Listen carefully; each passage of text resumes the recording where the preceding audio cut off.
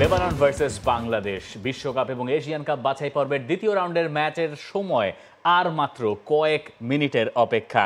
স্পষ্ট করে বললে ঠিক বাংলাদেশ সময় রাত 10টায় শুরু হচ্ছে এই ম্যাচটা এবং সেই ম্যাচের স্টার্টিং 11ও আমরা পেয়ে গেছি। বাংলাদেশের বিশ্বকাপ বাছাইয়ে 2026-এ শেষ পরীক্ষা। খলিফা ইন্টারন্যাশনাল স্টেডিয়াম অর্থাৎ কাতারের সেই স্টেডিয়ামে খানিকক্ষণের মধ্যেই বাংলাদেশ মাঠে নামতে যাচ্ছে লেবাননের। লাস্ট ম্যাচ দু দলের জন্যই, দু দলেই এখন পর্যন্ত এবারের আসরে গোল করেছে একটা, সেটাও এই দু দলেরই ফার্স্ট লেগে। আজকে কোনো ডিফারেন্স ক্রিয়েট হয় কিনা সেটা নিয়ে আমরা জানবো। রয়েছে আমরা টাচ লাইনে। বাংলাদেশের একাদশ যেটা প্রেডিক্ট করেছিলাম আমরা, ঠিক তেমনটাই আসলে হয়েছে। বাংলাদেশের একেবারে শুরুতে যদি আমরা স্টার্টিং 11টা দেখে নিই, সেখানে মিতুল মার্মা তিনিই থাকছেন গোলকিপিং পজিশনে, শাকিল সেন্টার ব্যাক তিনি একাদশে ফিরেছেন, মেহেদী মিঠুর জায়গায় তপু, তারিক, দুই উইং ব্যাক সাদ এবং ইসা, হৃদয়, সোহেল রানা, জামাল ভুইয়া তিনি একাদশে এসেছেন সোহেল রানা জুনিয়রের জায়গায়। সামনে কোনো চেঞ্জ নাই, মোরসালিন এবং রাকিব, অর্থাৎ দুটা পরিবর্তন জামাল এবং শাকিল। এখন জন্ম সনদ দিয়ে খোলো বিকাশ স্টুডেন্ট অ্যাকাউন্ট, নিজের বিকাশ নিজে কর। বিশ্বনাথ ঘোষের শেষ পর্যন্ত এই জায়গায় জায়গা হয় নাই। তার মানে যেটা বোঝা যাচ্ছে যে হাভিয়ার কাবরেরা বাংলাদেশের কোচ, তিনি আসলে ইন্ডিভিজুয়াল জায়গাগুলোয় পরিবর্তন আনতে চান নাই। তিনি চেয়েছেন রাইট সেন্টার ব্যাকে তারিক কাজী খেলুন। তিনি চেয়েছেন যেহেতু মেহেদী মিঠু নাই ওই জায়গাতেই শুধুমাত্র লাইক ফর লাইক সাবস্টিটিউশনের দিকে তিনি গেছেন এবং উইং ব্যাকের যে পরিবর্তন তিনি আনেন নাই, সেটার কারণ আমরা যেটা ধারণা করছিলাম যে অল্প কদিনের ভেতরে ওই 5 ম্যান থেকে আবার 4 ম্যান ব্যাকলাইনে শিফট করে নিয়ে আসা, এটা বোধহয় তার জন্য শেষ পর্যন্ত খুব একটা ওয়ার্কআউট করেন নাই। তিনি এটাতে কনভিন্স হয়েছেন যে এই দলটার পক্ষে সম্ভব লেবাননকে হারানো। এখন কথা হচ্ছে লেবাননকে হারানো সম্ভব কিনা। আশা করতেই পারে, বাংলাদেশ দলও আশা করছে, বাংলাদেশের সবাই আশা করছে। এখন সেটার সাথে তো প্রত্যাশার সাথে সেই প্রাপ্তির সমীকরণটা তো মেলাতে হবে। মেলানোর জন্য হাভিয়ার কাবরেরা তিনি 3 দিন সময় পেয়েছেন কাতারে যাওয়ার পর। সেখানে সেই অস্ট্রেলিয়াকে নিয়ে এক ধরনের পরিকল্পনা হয়েছে। Lebanon different subject, different strategy, different tactics, সেটাই তো আসলে খুব স্বাভাবিক। এই জায়গায় বেসিক একটা জায়গা তিনি ঠিক রেখেছেন। অস্ট্রেলিয়ার সাথে বাংলাদেশ যেভাবে খেলেছিল, যে এই 5 ম্যান ব্যাকলাইন নিয়ে বাংলাদেশ খেলেছিল, এই ম্যাচেও সেটার কোনো পরিবর্তন হচ্ছে না। অর্থাৎ প্যাটার্নে বাংলাদেশ কোনো পরিবর্তন আনতে চায় নাই, যেহেতু সময় একেবারে কম। 6 তারিখে বাংলাদেশ বসুন্ধরা কিংস অ্যারেনাতে অস্ট্রেলিয়ার মুখোমুখি হয়েছে। সেই ম্যাচে বাংলাদেশের লক্ষ্য ছিল হারের ব্যবধানটা যতখানি কমিয়ে পারা যায়। বাংলাদেশ সেই ক্ষেত্রে সফলও হয়েছে, 2-0 গোলে তারা হেরেছে। আমরা দেখেছিলাম বাংলাদেশ যখন অস্ট্রেলিয়ার সঙ্গেই প্রথম লেগে মেলবোর্নে গিয়ে খেলেছিল, সেই ম্যাচে বাংলাদেশ 7-0 গোলে হারার পরও মাত্র 4 দিনের ব্যবধানে বাংলাদেশে এসে লেবাননের বিপক্ষে একটা দুর্দান্ত ম্যাচ বাংলাদেশ খেলেছিল। এখন বাংলাদেশের পক্ষে ঠিক একই রকম পারফরমেন্স রেপ্লিকেট করা সম্ভব কিনা? বাংলাদেশের পক্ষে আসলে সম্ভব একই ধরনের পারফরমেন্স রেপ্লিকেট করা, হোক সেটা আসলে নিজেদের মাঠ, হোক সেটা আসলে লেবাননের হোম ম্যাচ, যদিও সেটা কাতারে হচ্ছে কারণ তাদের হোম ভেন্যু আসলে এবার সেটাই। অ্যাওয়ে ম্যাচের রেকর্ড কিন্তু বাংলাদেশের খুব ভালো না, সেই জিনিসটাই আমরা দেখছিলাম। অস্ট্রেলিয়ার এগেনস্টে তারা 7-0 গোলে হেরেছে, প্যালেস্টাইনের এগেনস্টে তারা 5-0 গোলে হেরেছে।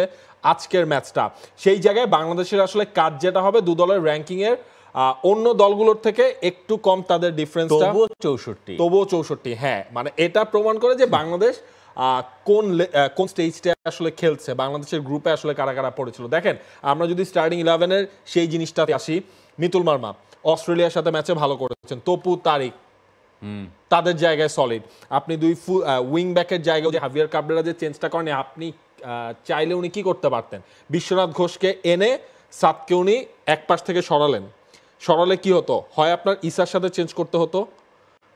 যেটা হতো আসলে মূলত যদি আপনি বিশ্বনাথ ঘোষকে আনতেন, বিশ্বনাথ ঘোষ এসে আসলে রাইট উইং ব্যাকে খেলতে পারতেন কিনা, এইটা একটা প্রশ্ন। তখন অবশ্যই সাদকে আপনার হয়তো আমি জানি না, কিন্তু ইসা ফয়সাল ইরান কুন্ডার বিপক্ষে যে ধরনের ম্যাচ খেলেছেন বায়ার্ন মিউনিখের ফরওয়ার্ডের এগেনস্টে, আমার মনে হয় এরপরে তাকে ড্রপ করার কোনো সুযোগ আসলে সেই অর্থে ছিল না।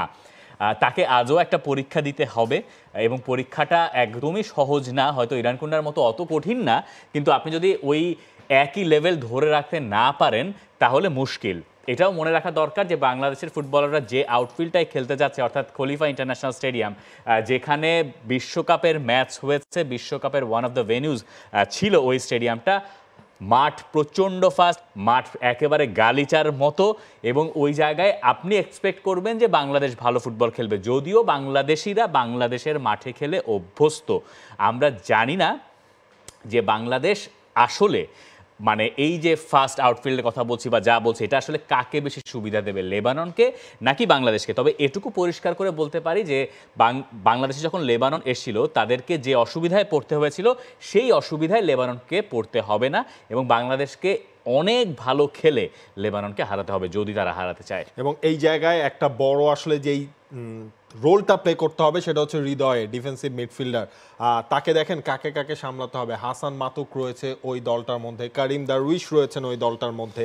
ওই জায়গাটায় আমরা আজকে সকালেও আমরা আসলে বলছিলাম লেবাননের মেইন টার্গেটটাই থাকবে ডিফেন্ডিং লাইন থেকে তারা লং বলগুলো ফেলবে।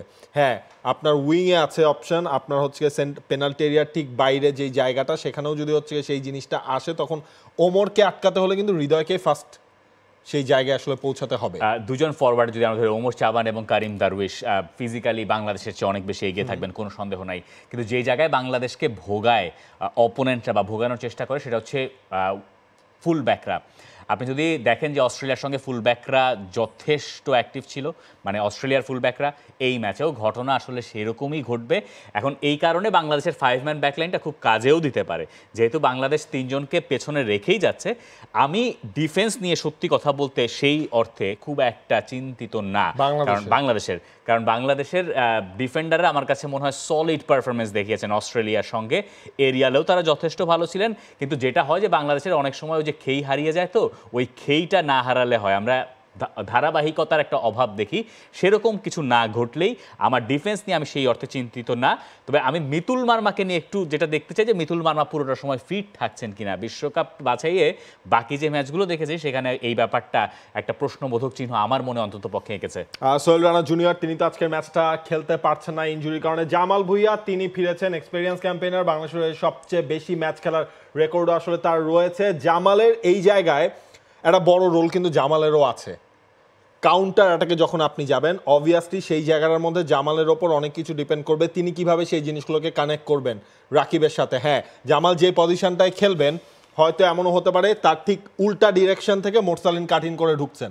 জামালের ওই বলগুলো ঠিকঠাক মতো ডেলিভার করা এবং হচ্ছে মোরসালিন রাকিব এই দুজনের মধ্যে একজনের সেটাকে রিসিভ করে সামনে নিয়ে যাওয়ার উপর বাংলাদেশের ওই গোল করার জিনিসটা ডিপেন্ড করছে। জামাল ভুঁইয়া যখন ভালো খেলেন তখন বাংলাদেশ সাধারণত ওই ম্যাচে ভালো ফল বের করে আনে। এরকম ম্যাচ আপনি খুব একটা খুঁজে পাবেন না গেল 5-6 বছরে, যখন জামাল ভুঁইয়া ভালো করেছেন কিন্তু তার দল ভালো করে নাই। জামাল ভুঁইয়ার ভালো করাটা খুব জরুরি। তিনি একটা বাজে মৌসুমই পার করেছেন ঘরোয়া লিগে তার স্ট্যান্ডার্ডে। এর আগের ম্যাচে তাকে বসে থাকতে হয়েছে। জামাল ভুঁইয়াকে এই ম্যাচে ডিফেন্সিভলি যত না তার চেয়ে বেশি আপনি অ্যাটাকিং সাইডে দেখতে চাইবেন। ওই বলগুলো, যে বলগুলোকে আমরা বলি যে একটা হাফ চান্স তৈরি করতে পারে, এই বলগুলো এখনও জামাল ভুঁইয়া যেভাবে ডেলিভার করতে পারেন আমার মনে হয় সেটা বাংলাদেশের বাকি যে কোনো ফুটবলার চেয়ে অনেকটা এগিয়ে থাকে। রাকিব এবং মোরসালিন আক্রমণ ভাগে তো তারাই আসলে খেলছেন। রাকিবের স্পিড রয়েছে, রাকিবের ক্রস এবং কাটব্যাকের সলিডিটিও রয়েছে। এখন দরকার মোরসালিনের সেই ফাইনাল টাচ বা মোরসালিনের সেই ফিনিশিং অ্যাবিলিটিটা, যেই কাজটা তিনি করেছিলেন লেবাননের এগেইনস্টে, তবে সেটা লং রেঞ্জের একটা শট ছিল। তেমনই কিন্তু খলিফা ইন্টারন্যাশনাল স্টেডিয়ামে বাংলাদেশের সাপোর্টাররাও চাইবে তেমনই কোনো একটা কিছু মোরসালিন আজকের ম্যাচেই করুক। For more updates, subscribe to our YouTube channel and click on the bell icon. Follow us on Facebook and Instagram. Download T-Sports app to enjoy exciting games and highlights. Visit tsports.com.